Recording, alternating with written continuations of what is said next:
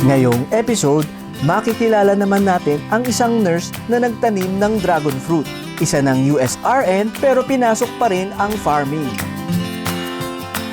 Pinag-aralan at pinalawak ang kaalaman sa pagpopropagate ng iba't ibang klase ng dragon fruit na umabot na sa 200 varieties. Kasi from US po ako, nakakita din po ako doon na may iba-ibang varieties pala ng dragon fruit. Hanggang sa nakapagpadala po tayo dito ng iba't ibang varieties, and now we have over 200 varieties na po. Wow, ganun pala karami ang variety ng dragon fruit, no? Sinong mag-aakala na isang nurse na dragon fruit farmer na Pilipino ang pinakamalaking plant nursery ng dragon fruit ngayon sa buong mundo? Kasi napakabigat nung pinakamalaking seedling supplier sa buong mundo. So paano po nagsimula ang ganitong sistema na nakilala na rin sa iba't ibang panig ng Asia at Europa na rin ba? Yes po, yes po. Yeah. Sa episode na ito, matututunan natin ang mga pamamaraan ng pagtatanim at matitikman pa ang iba't ibang rare variety ng dragon fruit. Townsend Pink. Bakit Townsend? Townsend Pink, actually, yun pong nag-hybridize, yun yung inano niyang name. I think that's their last name. Ang tamis na ito. Tamis. Don't forget to like and subscribe. Welcome back sa Agri. Nandito naman tayo ngayon sa Bulacan at syempre makikilala natin ang pinakamalaking supplier ng dragon fruit seedling sa buong mundo, not only in the Philippines. So hindi lang po mga prutas ang kanilang pwedeng isupply sa inyo, kundi ang mga seedlings or planting materials para sa inyong farm. Welcome po sa aming farm, Bulacan Dragon Fruit Depot. Ayan sir, malamang marami ng curious kasi napaka-bigat nung pinakamalaking seedling supplier sa buong mundo. So paano po nagsimula ang ganitong sistema? Nag-umpisa po talaga to. Backyard farming lang. Likod bahay, tatanim. Meron kaming family member na nagkaroon ng cancer. The story of Dragon Fruit Depot is para sa personal consumption. Tapos naano namin na, ay kumukuha din pala ng mga pananim, mga cutting.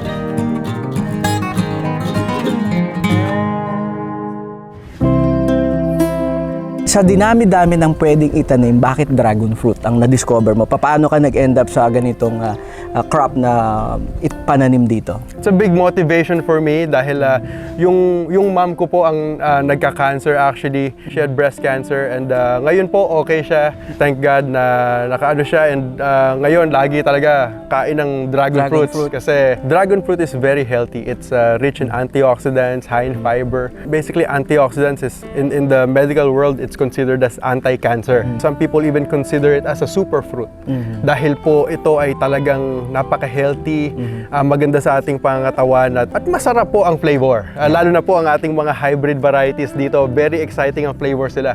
We have dragon fruits na ang lasa nila ay parang strawberry, meron parang buko, meron parang lychee, iba-iba po at very exciting. Maganda kasi ang nadudulot nito sa mundo, so parang naging advocacy ko na din na spread the knowledge about dragon fruit. Gusto kong mas maraming magtanim para makilala ang Pilipinas na tayo ang may pinakamaraming varieties ng dragon fruit sa buong mundo. So overall ba, yun na ba yun lahat or may kukolektahin pa kayo? Pagka po may nakuha kaming bagong variety or if we come up with a new variety, titikman po namin ito.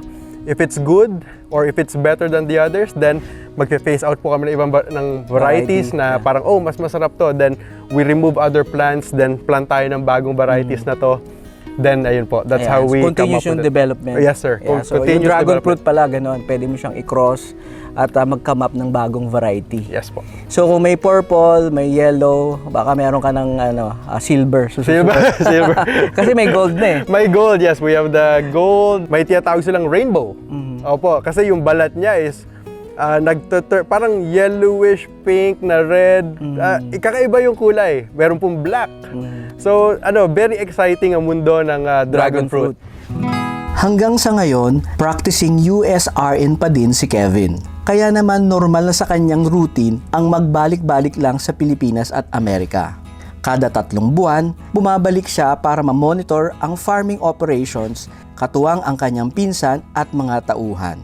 Isang ehemplo para sa ating mga kababayan na pwede pala itong magawa basta meron kang team na mapagkakatiwalaan na nagbibigay pagpapahalaga at kasama na din sa iyong pagsisikap at mga pangarap.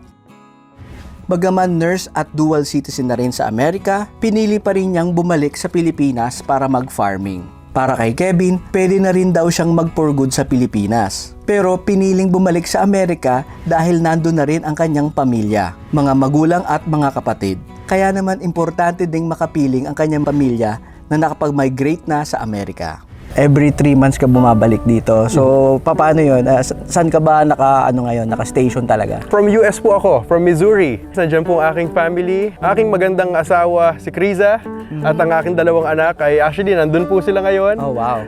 Cleo and Kino, ayan. Nurse po ako sa Missouri and I try to visit the farm every 3 months po para magkaroon ako ng kahit na 1 to 2 weeks man lang dito sa ating So, isang nurse na na-achieve ang ganitong klaseng scalability ng possibilities na magkaroon ng pinakamalaking dragon fruit seedlings supplier sa buong mundo. Grabe yung achievement ng isang nurse na background na ganito. Madalas kong sinasabi na tayo po yung parang modern farmer.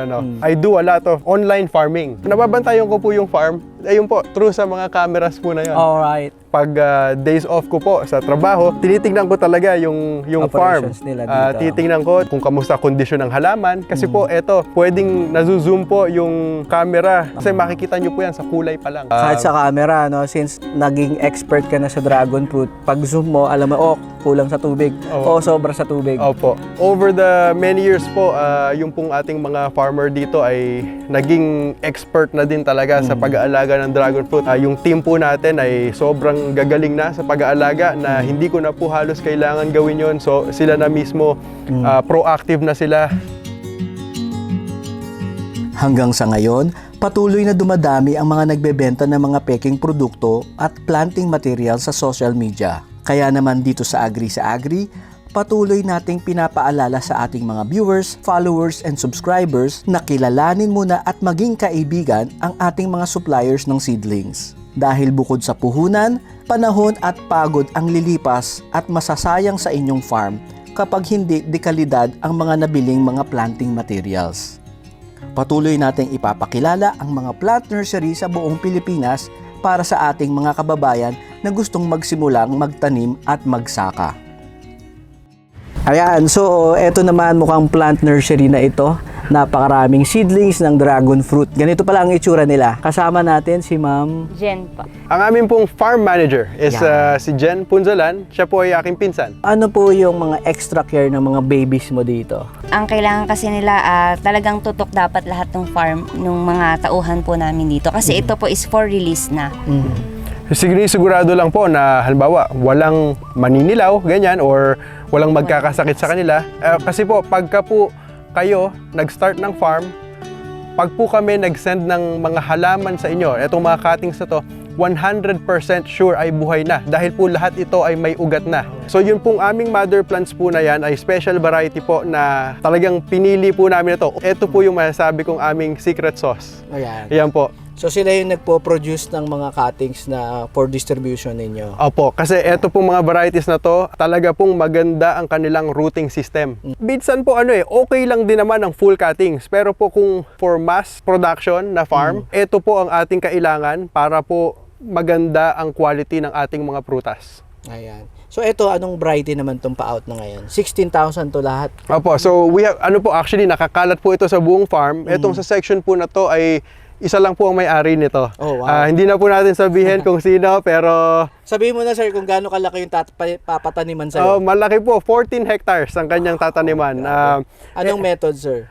Trellis po ang kanyang napili. Actually, he's just a big lover of farming. Gusto po niyang maging pasyalan ang kanyang farm.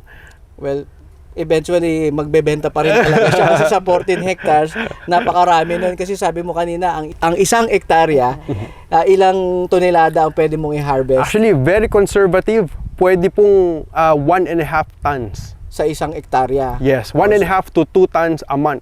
So, roughly na lang, conservatively, meron siyang 14 hectares. So, gawin na lang natin 14 tons per month. Correct. Nakamit na ang mas magandang buhay sa Amerika, pero nanumbalik pa din para mag-farming. Para kay Kevin, mas importante ang magkaroon ng legacy at makapag-share ng blessing. nakapagbigay ng kabuhayan para sa kanyang pinsan at mga tauhan sa farm, at gayon din sa ibang mga farmers na gustong magkaroon ng quality seedlings. At ibahagi ang kanyang kaalaman sa ating mga kababayan sa larangan ng dragon fruit farming. Proud Pinoy na naturing ang pinakamalaki at pinakamaraming variety ng dragon fruit sa buong mundo. Isang legacy na patuloy pang lalago at makikilala sa buong mundo. Another inspiration, he's only 32 years old. Pero sorry na lang kayo dyan kasi married na po si sir. Yeah, so isang 32 years old na full-time nurse pa sa medical industry sa ibang bansa, sa Amerika. And he's able to achieve such success and still growing. It's just the beginning, kumbaga. Yes, salamat po. And susunod na mga episode natin, mga methods ng pagtatanim at pwede nyo pong palakihin ang inyong production kahit na meron kayong 2,000 square meters lang at ang iba't ibang variety na makikita nyo dito sa Bulacan Dragon Fruit Depot. Yes, Sir, po. agree ka ba sa agree? Agree sa agree. Approve. Approve. Let's go. Don't forget to like and subscribe.